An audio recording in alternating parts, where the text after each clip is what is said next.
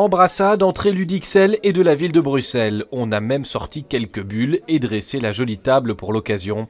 Ce n'est pas tous les jours qu'un collège en visite un autre pour discuter. On veut échanger avant que les problèmes ne se posent, donc c'est vraiment de voir comment on aménage. Tiens, qu'est-ce que vous faites vous sur la rue de Namur? Nous on travaille là-dessus sur la chaussée d'IXL. Que fait-on au niveau de l'impact commercial? Pour bien comprendre, prenons un peu de hauteur. IXL est comme coupé en deux par les avenues Louise et Franklin Roosevelt. Nombre de ces rues sont donc en partie sur la commune et sur la ville.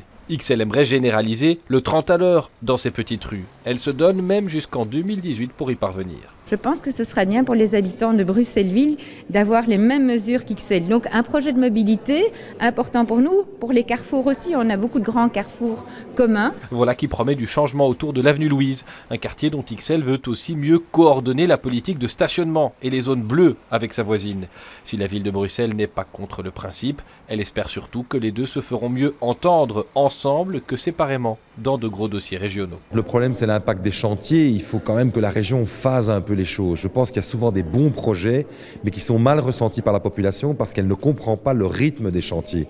Je comprends qu'on veuille aller vite, parce que souvent Bruxelles a besoin d'une ambition, mais elle a besoin aussi d'un peu d'humilité dans la façon dont on organise les choses. Quartier Toison d'Or, Louise, Roosevelt, futur commissariat commun, les dossiers ne manquent pas. IXL et la ville de Bruxelles promettent de se réunir 2 à 3 fois par an.